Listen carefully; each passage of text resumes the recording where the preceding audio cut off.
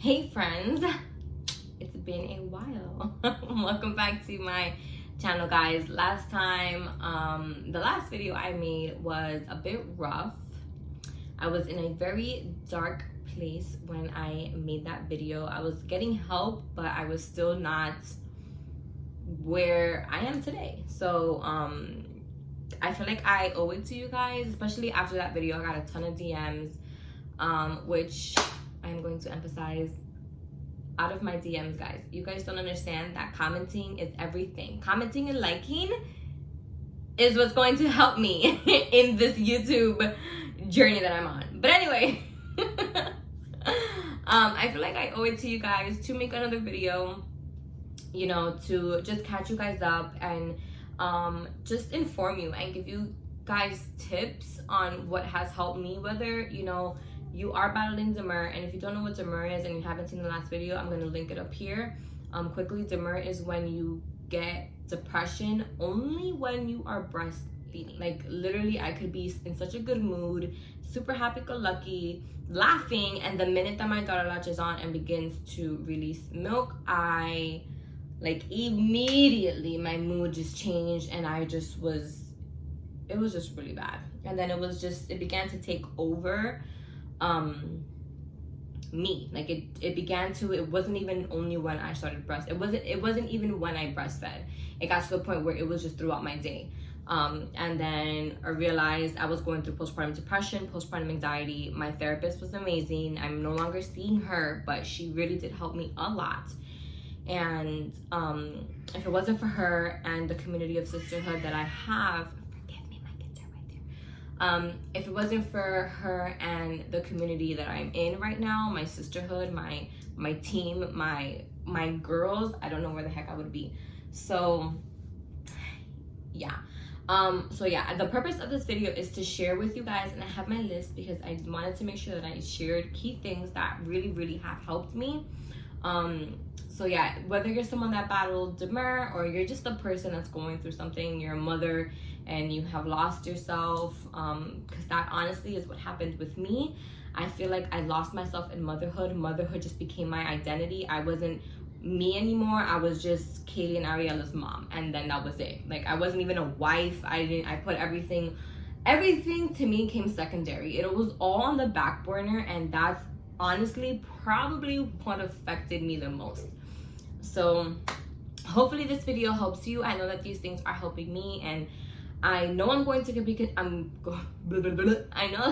continue doing all of these things even once, you know, this whole entire season of my life is completely over, because it's refreshing for me. It's refreshing for my soul, and I'm honestly very happy with this routine that I have set out for myself. So let's get started.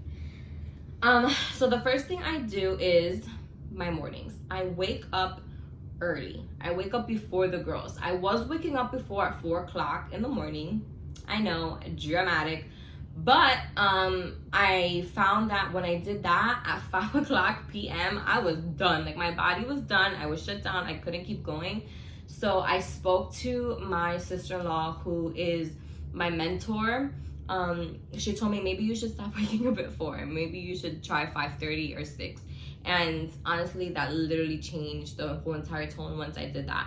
So I'll wake up between 5:30 or 6 o'clock, and the first thing I do is pray. I'm in bed. I give myself a countdown, 5, 4, 3, 2, 1, and that's it. My mind is already on prayer mode, on getting up, on doing what I need to do. So I'm up, I'm praying, I'm in bed. Mind you, I'm also doing this all before my girls wake up.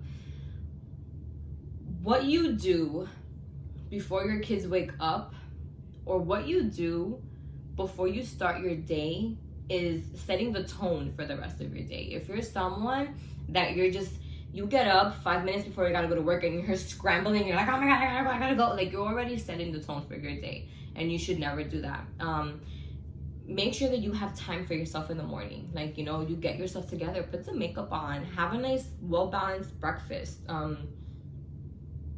work out or something, you know, just have that time for yourself. Even if it's 10 minutes before, an hour before, 5 minutes before, 15 minutes before, whatever it is, do that for yourself before you start your day. So I wake up, I give myself a countdown, 5, 4, 3, 2, 1, and I'm already in prayer mode, and I'm already getting up and getting my things ready to start yoga. I found this amazing, I'll link her down below. I found this amazing YouTube channel. She is Christian. She does God-centered yoga, and you guys, I love her. And her Instagram page, I'm gonna see if I find it because I don't remember. If I do, I'm gonna link it down here below in my description.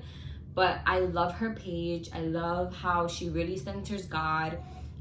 This yoga is to be done in the morning, so you are thanking God for waking you up. You're allowing God to meet you within your day, and you're surrendering everything to Him. And with every stretch and every breath, you are acknowledging God. And I honestly love this.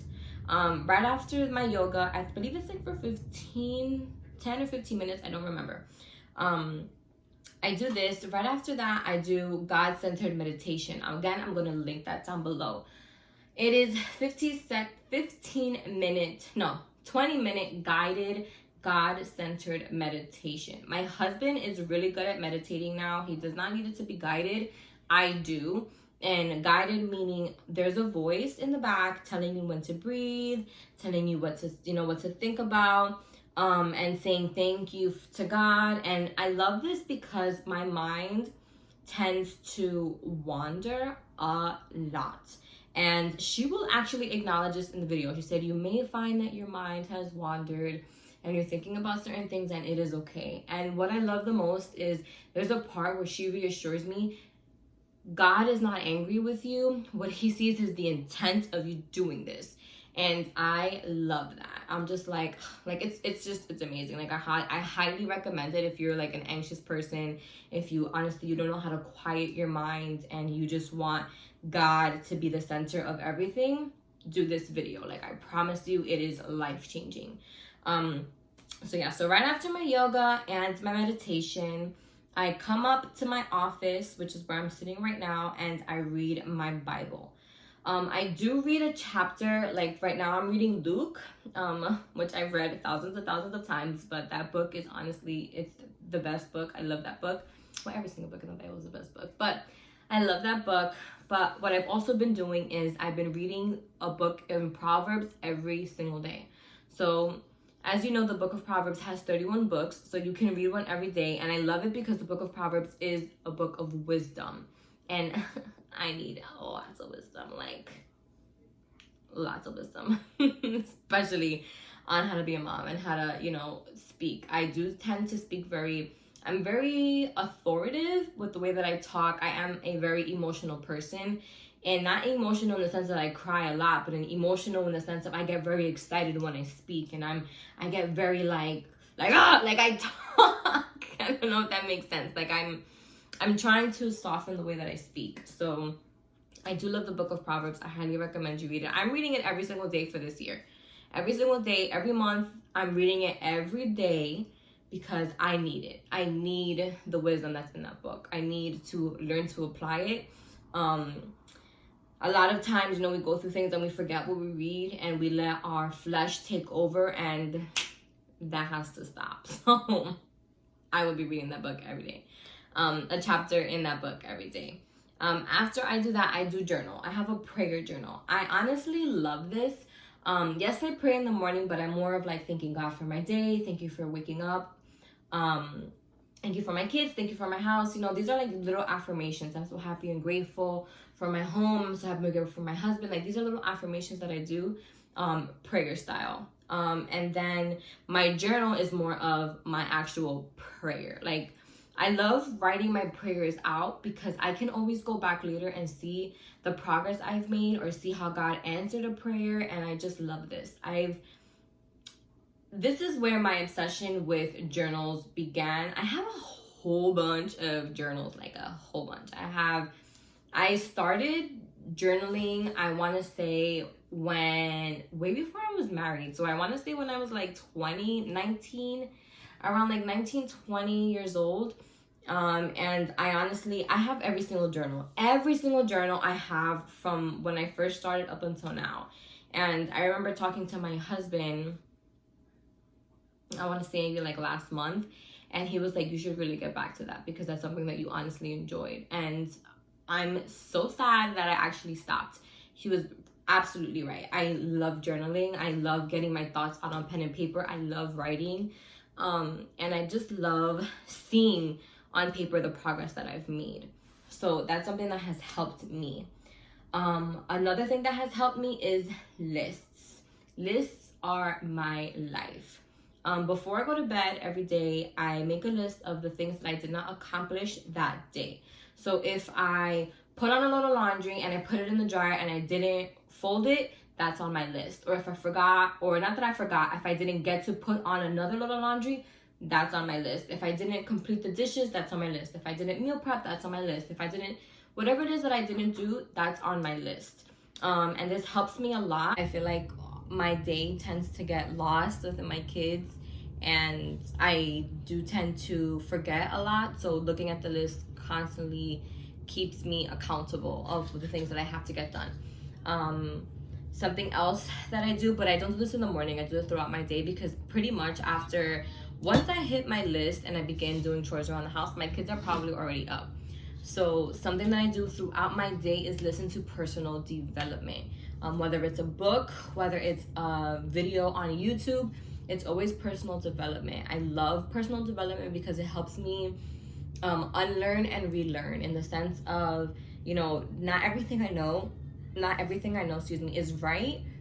And there's things that I need to relearn and know how to apply to my life. This is something that really helps me find me, and I love it. And something here that's not on my list that I do think is very important is lots of grace and forgiveness. I am someone that I strive to perfection. Like, if my house is not perfect, if my marriage is not, we're not okay in a day, or my kids make me lose it, or whatever it is, like, I'm really hard on myself because I feel like my life should always be perfect, and I'm not meant to be perfect. And I'm constantly having to forgive myself and give myself the reassurance that I'm not perfect, but I serve a perfect God, and that's all that matters, So don't be hard on yourself, mama. Give yourself that grace, forgive yourself, and know that tomorrow is another day to be better, to do better. And yeah, so I hope that this helps you guys. I know that it is helping me a ton, and I'm very, very, very happy on the journey that I'm on. I'm very happy for the progress that I have made. I'm very happy that I'm not where I was mentally, and yeah, so hopefully you guys like this video. Don't forget to like, don't forget to subscribe, and I'll see you guys in the next one. I do want to make the next one before this month is over, on stuff that we are leaving behind in 2020. Like, we're not going to be bringing that stuff in this year. So stay tuned for that video. I'll probably have it up maybe Thursday or Friday. We'll see. But stay tuned. So I hope you guys like this video. Don't forget to like, comment, and subscribe, and I love you guys.